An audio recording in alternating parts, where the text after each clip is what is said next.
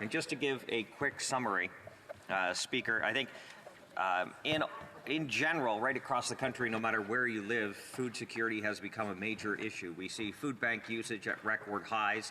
In fact, some food banks running out of food before the lines have gotten through the facility. A very challenging time for many Canadians, and it's even worse, if you can believe, in the north, especially in our territories.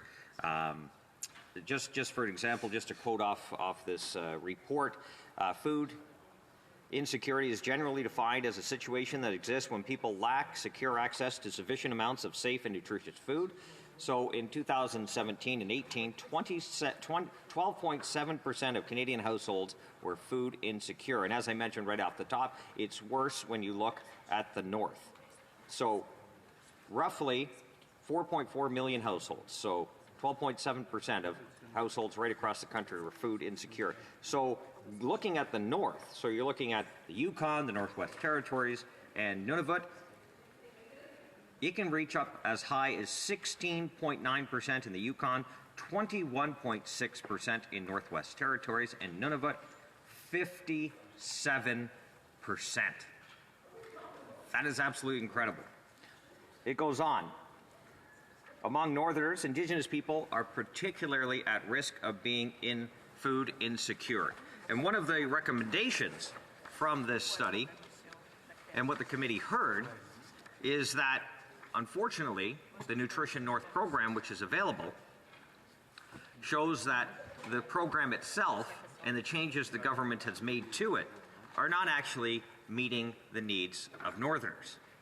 And we all know that I, of course, as mentioned off the top, will be splitting my time with the member for Kenora. He has a great insight on this subject as well, and he wants to share his thoughts. So one of the biggest factors of the increase in the cost of food is, of course, the carbon tax. We see the newly elected Premier of the Northwest Territories calling for relief on the carbon tax.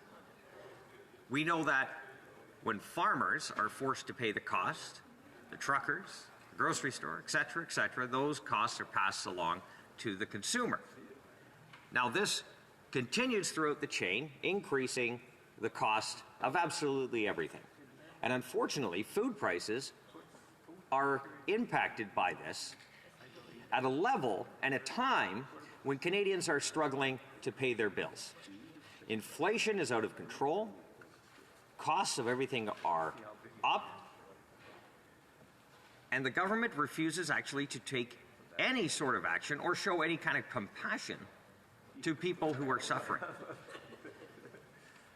They say you get rebates. They'll say you get a rebate. They actually had to rebrand this rebate because Canadians weren't actually buying it. They were noticing that somehow the rate in which they were spending or being taxed on the carbon tax was actually quite disproportionate to the actual rebate, which leaves a very good question. So if you're taxing people, raising the cost of everything, giving them a little bit back and expect them to be grateful, but not actually helping the environment, why bother taking it from them in the first place? Why not leave that money in their pockets? Why not stop bribing people with their own money? Let them keep it. Let them make the best decisions that they can, and they will. Consumers will always make the best decisions based on their own situations. And that is the key, I think one of the key disagreements between the official opposition and the government is the government believes that they know all, that they are smarter than all the 40 million so Canadians out there, that they can have a central plan, make everything work, and eventually we will reach utopia. Well, Speaker, this is not happening. Canadians are suffering. Canadians are going hungry. They're skipping meals.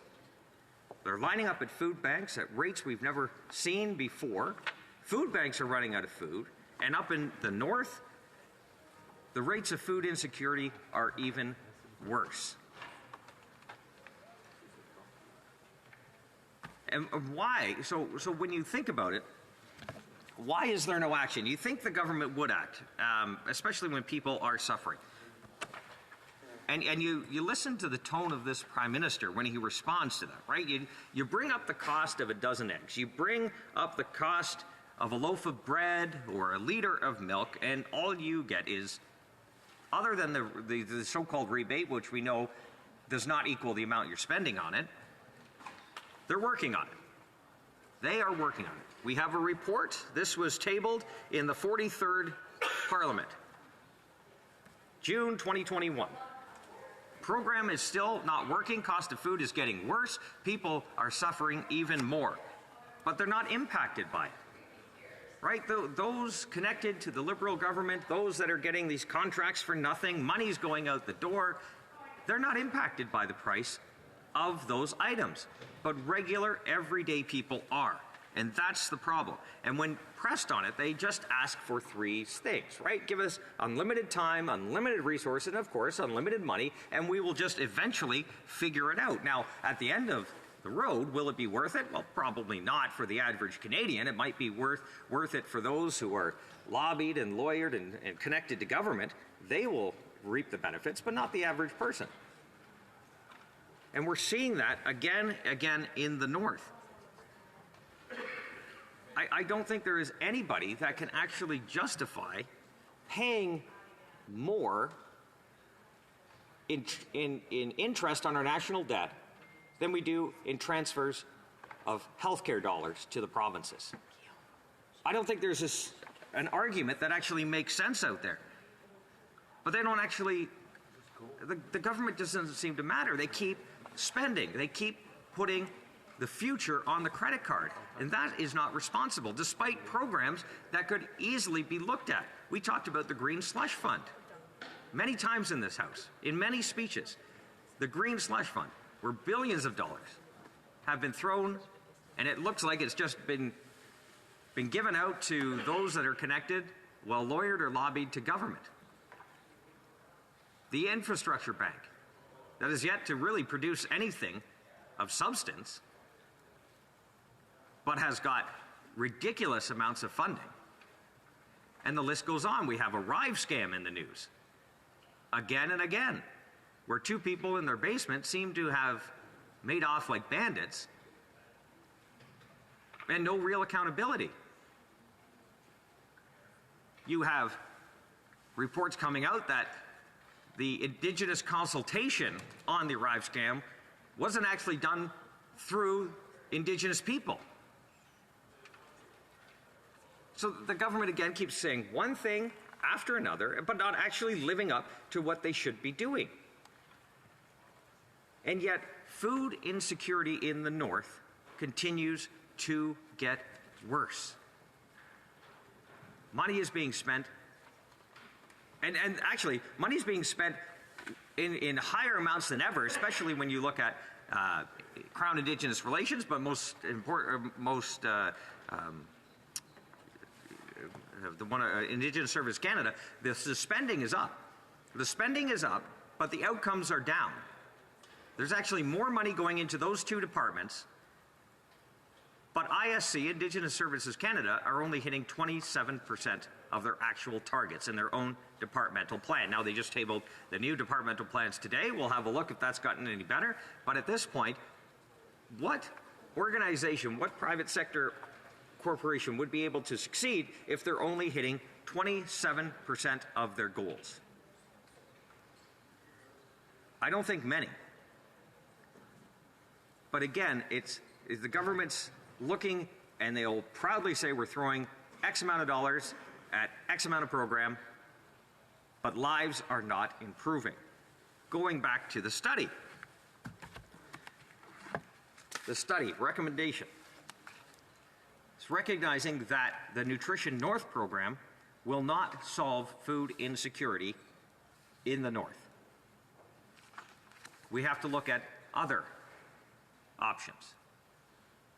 Economic reconciliation is something we talk about in much capacity on this side of the House, because we believe that Indigenous peoples have been left out of this conversation for far too long. And having that Indigenous participation in the economy is key to a success as a nation. We're talking about an Indigenous population that is motivated, that is well-educated, that is young when compared to their stats, a very young population, and they want to be included. And they've been left out for far too long. So let's unleash the powers of these entrepreneurs. Let's stop with the government knows best, the Ottawa knows best approach that we've done for 150 plus years that has failed for those 150 plus years. And we put forward a potential option for First Nations communities that want to participate in their own economy. And like I said, many do. They're just constrained by the Ottawa knows best approach. It's the First Nations resource charge, which allows companies that are doing business on First Nation lands to, instead of pay Ottawa for the federal taxes they would pay the nation directly. It's a far more efficient way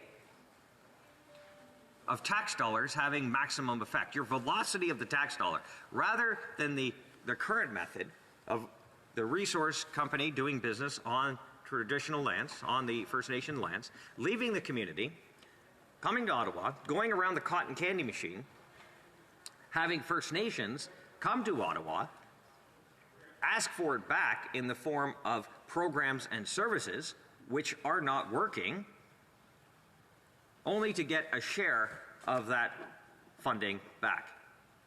So let's eliminate parts of this broken system, one with this optional First Nations resource charge, which was actually developed by the First Nations Tax Commission. This was an Indigenous-led proposal that we were able to have great success adopting and promoting.